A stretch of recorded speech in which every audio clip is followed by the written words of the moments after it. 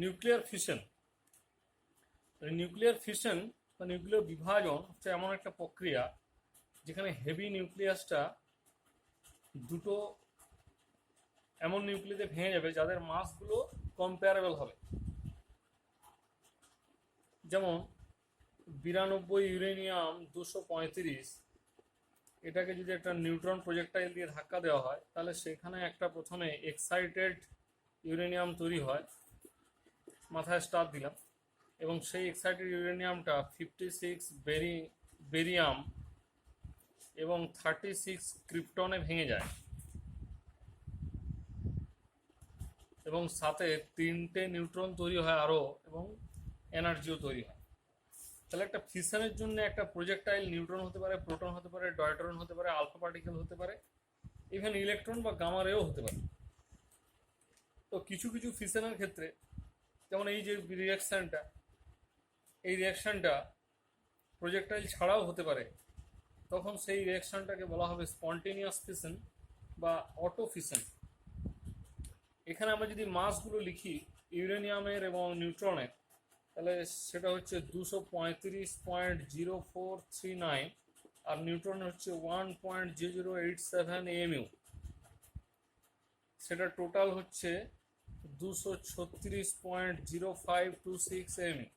অন্যদিকে যেগুলো প্রোডাক্ট তৈরি হয়েছে 4টে আফটার ফিশন, সেই আইসোটোপিক মাসগুলো হয়ে যাবে, টোটাল যোগফলটা হবে 235.8296 AMU, অর্থাৎ মাস ডিফারেন্স হয়ে যাবে 0.223 AMU। এখন 1 AMU is equivalent to energy 931 MeV, so 0.223 AMU এর জন্য টোটাল এনার্জি হবে 208 মেগা ইলেকট্রন ভোল্ট। একটা 92U235 একটা 0N1 বা নিউট্রনের সাথে, নিউট্রন প্রজেক্টাইলের সাথে রিয়াকশন করে এবং সেখানে 3টে নিউট্রন তৈরি হয়, তো তাদের প্রত্যেকে আবার ইউরেনিয়াম 235 এর সাথে রিয়াকশন করতে পারে।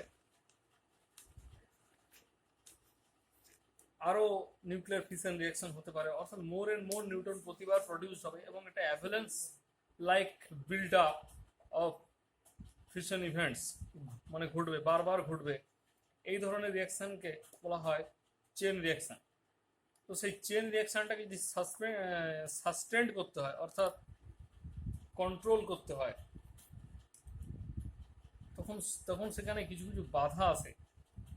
যেমন ফিশন হতে পারে আরও বেশি পরিমাণে নিউট্রন তৈরি করতে পারে, যতগুলো নিউট্রনকে ক্যাপচার করছে তার থেকে বেশি পরিমাণ নিউট্রন তৈরি হতে পারে, বা নন ফিশন ক্যাপচার হতে পারে, ক্যাপচার না হয়ে নিউট্রন পালিয়ে যেতে পারে, বেরিয়ে যেতে পারে। এবার এছাড়া ইউরেনিয়াম নিউক্লি ছাড়া আদার কোনো ম্যাটেরিয়াল তারা নন ফিশন ক্যাপচার অফ নিউট্রন করতে পারে। তার মানে একটা ফেভারেবল ব্যালেন্স করতে গেলে এই 4টে যে প্রসেস, তাদের মধ্যে একটা ব্যালেন্স করতে গেলে আমাকে অবশ্যই 2, 3 এবং 4 নম্বর প্রসেসে যে লসটা হচ্ছে নিউট্রনের, সেই লসটার জন্যে যে টোটাল যে লস, সেটা অবশ্যই প্রথম যে প্রসেস, সেই প্রসেসের যে নিউট্রনের প্রোডাকশন তার তুলনায় কম হতে হবে, তাহলে আমাদের চেন রিয়াকশনটা সাস্টেন্ড হয়ে যাবে।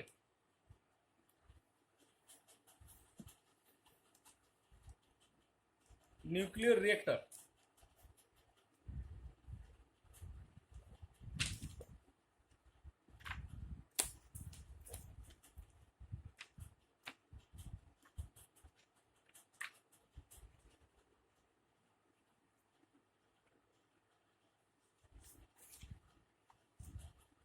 নিউক্লিয়ার রিয়েক্টর হচ্ছে এমন একটা ডিভাইস যেখানে neutron induce self sustained chain reaction ঘটে, অর্থাৎ নিয়ন্ত্রিত উপায়ে চেন রিয়াকশনটা ঘটানোর যে জায়গা, সেটাই হচ্ছে নিউক্লিয়ার রিয়েক্টর। তো সেই রিয়েক্টরের কয়েকটা পারপাস থাকে, যেমন নিউক্লিয়ার ফিশন রিয়াকশনটাকে শুরু করা, কন্ট্রোল করা, এবং এনার্জি প্রডিউস যেটা হলো সেটাকে এক্সট্রাক্ট করা, অর্থাৎ সেটাকে নিয়ে আসা, সেই এনার্জিটাকে বের করে আনা। এই তিনটে হচ্ছে মূলত নিউক্লিয়ার রিঅ্যাক্টরের পারপাস। তা স্কিমেটিক ডায়াগ্রামের মধ্যে দেখা যাচ্ছে যে বেসিক এলিমেন্টগুলো যেগুলো থাকে সেগুলো মূলত থাকে ফুয়েল, অর্থাৎ ফুয়েল বা জ্বালানি হচ্ছে এমন একটা ম্যাটেরিয়াল যেটা ফিশন রিয়াকশনকে ঘটায়, অর্থাৎ নিউট্রনের সাপ্লাইটা চালু রাখে। দ্বিতীয়ত হচ্ছে একটা একটা মোডারেটর, যেটা স্লোয়িং ডাউন করে ফার্স্ট নিউট্রনের স্পিডটাকে। তৃতীয়ত হচ্ছে নিউট্রন রিফ্লেক্টর, যেটা নিউট্রনটাকে প্রিভেন্ট করে বাইরে চলে যাওয়া থেকে। একটা কুলিং সিস্টেম, সেই কুলিং সিস্টেমটা খুব হাই টেম্পারেচার প্রচণ্ড হয়ে গেলে সেটাকে কন্ট্রোল করে। এছাড়া কন্ট্রোল অ্যান্ড সেফটি অ্যারেঞ্জমেন্ট থাকে, যেটা চেন রিয়াকশনকে কন্ট্রোল করে, অর্থাৎ সেটা যেন আয়ত্তের বাইরে না চলে যায়। এইরকম যে এলিমেন্টগুলো, সেই এলিমেন্টগুলোর প্রত্যেকটারই কাজগুলো আমরা বললাম। এই basic elements of the nuclear reactor পর্যন্ত বললেই নিউক্লিয়ার রিঅ্যাক্টরের বর্ণনাটা বলা হয়ে যাবে। অর্থাৎ পেজ নাম্বার 726-এর ওই basic elements of the reactor ওই 6টা বললেই, আর হেডিং মানে ইন্ট্রোডাকশন, ছবি এবং ওই 6টা এলিমেন্ট, এটাই হচ্ছে নিউক্লিয়ার রিঅ্যাক্টর।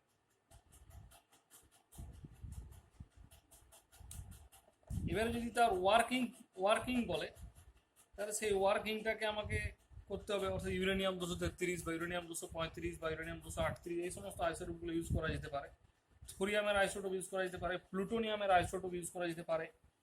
তো ন্যাচারাল ইউরেনিয়ামের দুটো আইসোটোপ হয়, U238 আর U235। তো ন্যাচারাল যে ইউরেনিয়াম, সেই ইউরেনিয়ামটাকে একটা গ্যাসিয়াস ডিফিউশন করাতে হয় একটা পোরাস ব্যারিয়ারের মধ্য দিয়ে, এবং সেটাকে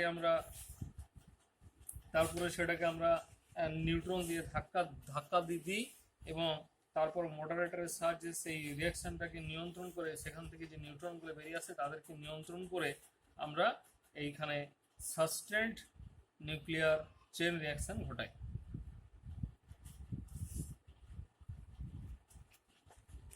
তো নিউক্লিয়ার রিঅ্যাক্টরের কয়েকটা টাইপ রয়েছে, যেমন অ্যারেঞ্জমেন্টের উপরে নির্ভর করে এটা হতে পারে হোমোজিনিয়াস এবং হেটেরোজিনিয়াস।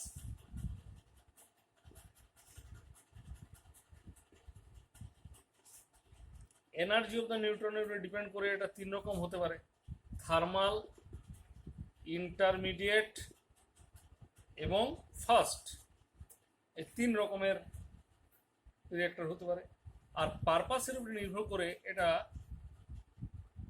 5 রকমের হতে পারে: একটা পাওয়ার রিঅ্যাক্টর, একটা টেস্ট রিঅ্যাক্টর, একটা রিসার্চ রিঅ্যাক্টর, একটা ব্রিডার রিঅ্যাক্টর, একটা আইসোটোপ প্রডিউসিং রিঅ্যাক্টর। তার মধ্যে আমাদের ব্রিডার রিঅ্যাক্টরটা আমাদেরকে ডিটেলসে পড়তে হবে। এই ব্রিডার রিঅ্যাক্টর মানে ব্রিড মানে হচ্ছে কোনো জিনিসকে তৈরি করা, বা অ্যাকচুয়ালি ব্রিড কথাটা হচ্ছে প্রজনন, অর্থাৎ এখানে উৎপাদন বোঝাচ্ছে। তো আমরা জানি যে 92U235 হচ্ছে ইউরেনিয়ামের ন্যাচারাল আইসোটোপ, যেটা থার্মাল নিউট্রন দ্বারা ফিশন প্রসেস করে। তো সেই ফুয়েলটাকে একটা ইউরেনিয়াম রিঅ্যাক্টরের মধ্যে ইউজ করা যায় ফিশনের মধ্যে, এবং সেই নিউট্রনগুলো নিজেরাই ওখানে হারিয়ে যায়, এবং আবার ফিশন প্রোডাক্টগুলো অ্যাবজর্ব হয়। এই যে রিপ্রোডাকশন ফ্যাক্টরটা, অর্থাৎ নিজে আবার এই যে রিয়াকশনটা ঘটা, এই ফ্যাক্টরটা কিন্তু 1-এর থেকেও কমে যায়। অর্থাৎ রিয়েক্টর কিন্তু সিজ করে যায়। একটা চেন রিয়াক্টিং সোর্স পেতে এটা কিন্তু বারবার এইভাবে পাওয়া যায় না। এই পাওয়াটাই যে প্রক্রিয়া, সেটাই যে ব্রিডার রিয়েক্টরের দ্বারা পাওয়া যায়। এই রিয়েক্টরটা মূলত emission of more than 2 neutron per fission, অর্থাৎ প্রতি ফিশনে অন্তত 2টোর বেশি নিউট্রন পাওয়াটাকে নিশ্চিত করে। এটা একটা নিউক্লিকে ট্রান্সফর্ম করে দেয় একটা ফিশনেবল ম্যাটেরিয়ালে থেকে আরেকটা ফিশনেবল ম্যাটেরিয়ালে ট্রান্সফর্ম করে দেয়, যেটা নিউক্লিয়ার রিঅ্যাক্টরের মধ্যে যে নিউট্রনগুলো থাকে তাদের নিজেদের সাথেই বিক্রিয়া করে এই ঘটনাটা ঘটে। তার ফলে ফুয়েলের কোনো অভাব এখানে হয় না। এই যে এই উৎপাদন প্রক্রিয়ার নামটার জন্যেই এর নাম ব্রিডার রিঅ্যাক্টর। তো ন্যাচারাল ইউরেনিয়ামে মোটামুটি 99.3% U-238 থাকে। তো যখন এই 238 ইউটা নিউট্রন এবং গামা দিয়ে রিয়াকশন হয় একটা রিঅ্যাক্টরের মধ্যে, তখন সেখানে প্লুটোনিয়াম 239 তৈরি হয়। তো সেই প্লুটোনিয়ামের একটা হাফ লাইফ থাকে 20,000 বছরেরও বেশি, এবং সেটা একটা আলফা এমিটার বটে। এছাড়া একটি ইন্টারমিডিয়েট বিটা ডিকেও এখানে করে কিছুদিনের মধ্যে। তো যখনই এটা ইজিলি এটা ফিশন করে, অবশ্যই এটা ইজিলি ফিশন করে ফাস্ট এবং থার্মাল দু রকমের নিউট্রনের সাথে ইজিলি ফিশন প্রক্রিয়া ঘটে। তো এখানে ব্রিডিং রিঅ্যাক্টরের দুটো ম্যাটেরিয়াল পাওয়া যায়, একটা ফিশনেবল ম্যাটেরিয়াল আর একটা ফার্টাইল ম্যাটেরিয়াল। যেমন আমরা একটা পেয়ার যদি ধরি, ওই ইউরেনিয়াম 235 এবং প্লুটোনিয়াম 239,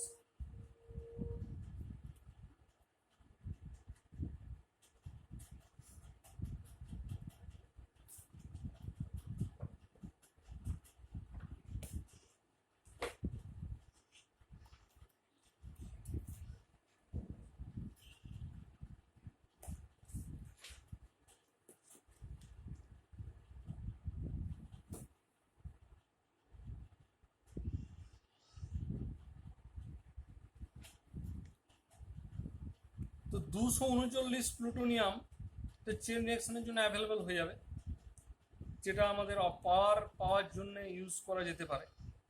তাহলে এই থার্মাল ফিশন, ওই প্লুটোনিয়াম 239 যে থার্মাল ফিশন, সেখান থেকে 3টে নিউট্রন পাওয়া যাবে প্রতি ফিশনের ফলে।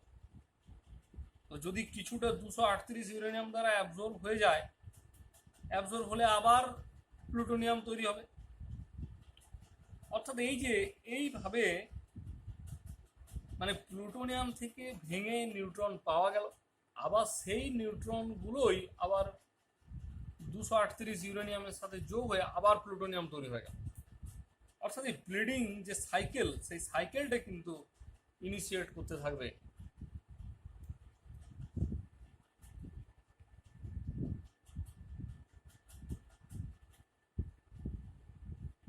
অর্থাৎ এখানে যে পেয়ার, একটা ফিশনেবল আর একটা ফার্টাইল, অর্থাৎ ফিশনেবলটা হচ্ছে 239 পিউ আর ফার্টাইলটা হচ্ছে 238 ইউরেনিয়াম। মানে এখান থেকে যে নিউট্রন পাওয়া গেল, সেই নিউট্রন ইউরেনিয়ামের সাথে যোগ হয়ে আবার প্লুটোনিয়াম পাওয়া যাবে। এইভাবেই ব্রিডার রিঅ্যাক্টরের কাজ চলতে থাকে।